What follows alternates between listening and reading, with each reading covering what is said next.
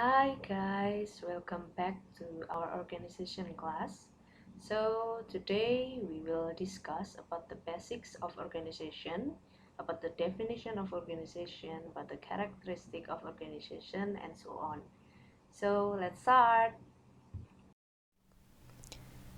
Belajar dari konsep dasar dulu. Jadi dari katanya organisasi itu secara etimologis adalah organum dari bahasa Latin dan juga organon dari bahasa Yunani yang berarti adalah alat, anggota, bagian atau badan. Jadi dari pengertian etimologis ini kita bisa mengambil kesimpulan bahwa unsur-unsur dasar dari organisasi itu selalu terdiri dari yang pertama, ada sekelompok orang, jadi ada beberapa orang di dalamnya. Dan yang kedua, mereka saling bekerja sama. Mereka bekerja sama untuk apa? Mereka bekerja sama untuk mencapai tujuan bersama. Jadi di dalam sebuah organisasi itu pasti ada sekelompok orang dan mereka bekerja sama dan juga memiliki tujuan bersama. Jadi mereka bekerja untuk mencapai tujuan itu. Lalu kita bisa ambil kesimpulan berarti bahwa definisi utama dari organisasi adalah sebuah sistem yang saling berpengaruh antara orang dalam satu kelompok untuk mencapai tujuan tertentu. Jadi di sini kita bisa lihat lagi bahwa ada unsur orang-orang di dalam satu kelompok yang bertujuan untuk mencapai tujuan tertentu. Jadi ada unsur lagi di dalam sini.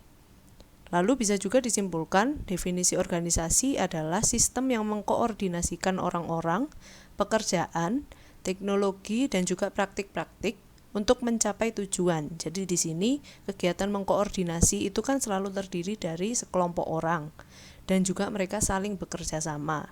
Ya, ini berarti membuktikan bahwa ketiga unsur tadi itu ada lagi di dalam definisi organisasi ini dan juga untuk mencapai tujuan bersama, sehingga sangatlah penting bagi kita untuk mengetahui ketiga unsur-unsur dalam organisasi itu. Itu yang menjadi dasar dari organisasi yang bisa menentukan konsep-konsep dari organisasi.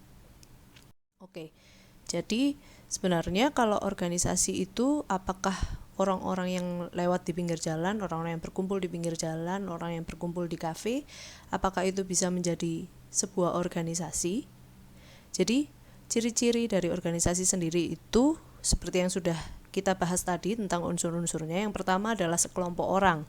Orang-orang yang berkumpul lebih dari satu orang itu bisa menjadi salah satu ciri-ciri dari organisasi. Dan yang kedua, mereka adalah saling bekerja sama.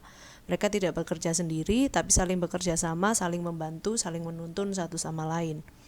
Yang ketiga, mereka bekerja sama itu untuk mencapai tujuan bersama yang sudah ditetapkan di awal. Misalnya kalau organisasi bisnis, ya mereka tujuan utamanya adalah profit. Mungkin kalau organisasi sosial itu tujuan utama mereka adalah untuk membantu sesama seperti itu. Jadi mereka semua bekerja sama untuk mencapai tujuan itu.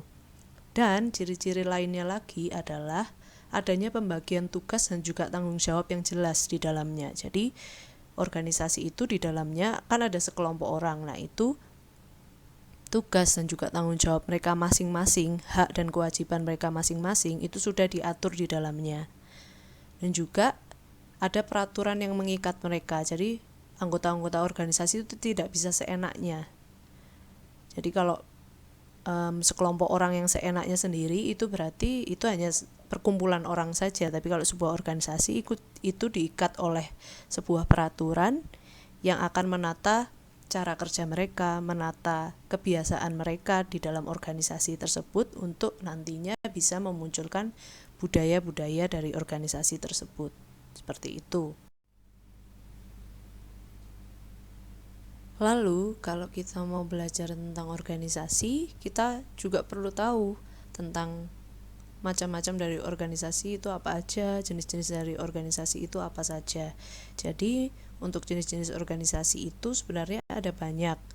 Bisa dilihat dari misalnya dari cara pengambilan keputusan atau dari struktur organisasinya, itu jenis organisasi itu macam-macam. Kalian bisa membaca dari buku Sutarto bab 1 dan juga bab 2. Itu semuanya ada banyak tentang jenis-jenis organisasi dengan berbagai kriterianya. Di sini saya akan menyimpulkan dan juga menjelaskan macam-macam organisasi itu dibagi menjadi 3 bagian utama, yaitu organisasi formal, organisasi informal, dan juga organisasi sosial. Untuk yang pertama, organisasi formal sendiri itu ciri-cirinya adalah strukturnya jelas. Jadi penggambaran hubungan wewenang, penggambaran tanggung jawab, dan juga pembagian kekuasaan itu semuanya dijelaskan secara rinci dan juga jelas di dalam struktur organisasinya.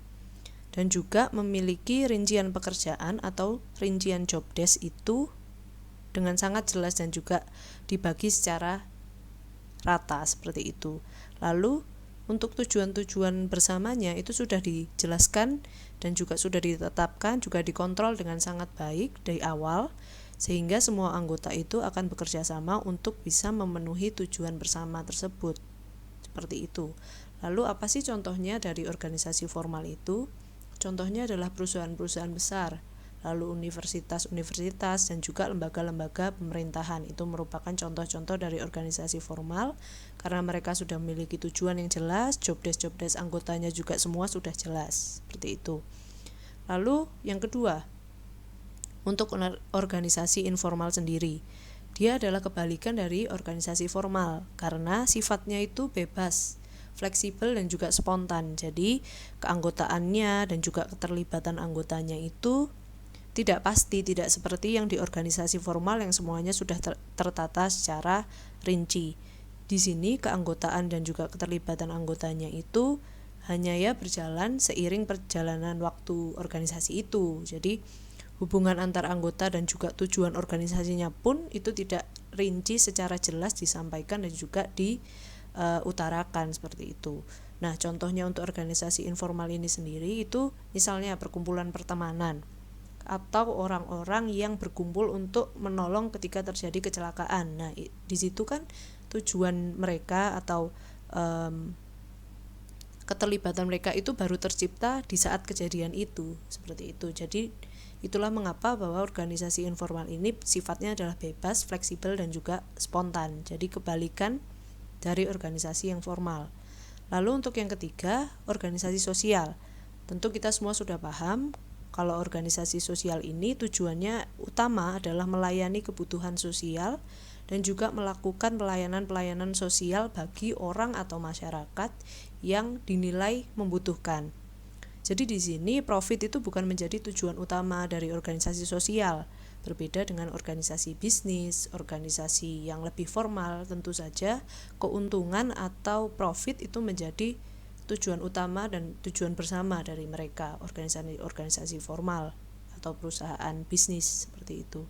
Tapi di organisasi sosial, profit bukan menjadi tujuan utama karena kembali lagi pada tujuan awal mereka adalah untuk memenuhi atau melayani kebutuhan sosial dan juga melakukan pelayanan-pelayanan sosial kepada masyarakat. Contohnya di sini adalah lembaga-lembaga konservasi alam, lembaga kesehatan, lalu panti jompo, dan lain-lain seperti itu. Lalu apabila kita sudah memahami apa itu organisasi, ciri-ciri organisasi, karakteristik organisasi, dan juga macam-macam organisasi, tentu kita bisa melihat hubungannya organisasi ini dengan administrasi, yang mana administrasi ini merupakan prodi kita, yang merupakan garis besar dari setiap mata kuliah kita. Jadi organisasi di dalam administrasi itu bisa dilihat dari gambar bahwa organisasi ini merupakan salah satu unsur atau salah satu bagian dari administrasi. Jadi dalam administrasi itu cakupannya lebih luas, kulitnya lebih luas. Untuk pengambilan keputusan, penentuan arah dan tujuan itu dilakukan oleh administrasi, kegiatan-kegiatan administrasi. Nah, organisasi ini berfungsi untuk menunjang kegiatan-kegiatan administrasi, untuk menyukseskan kegiatan administrasi hingga nantinya semua bisa bekerja sama untuk mencapai tujuan-tujuan dan arah yang sudah ditetapkan oleh administrator, seperti itu. Jadi sekali lagi, organisasi ini merupakan salah satu unsur atau bagian di dalam administrasi, seperti itu. So thank you guys. I think it's enough for today. Hope you have a great day and see you next week. Bye.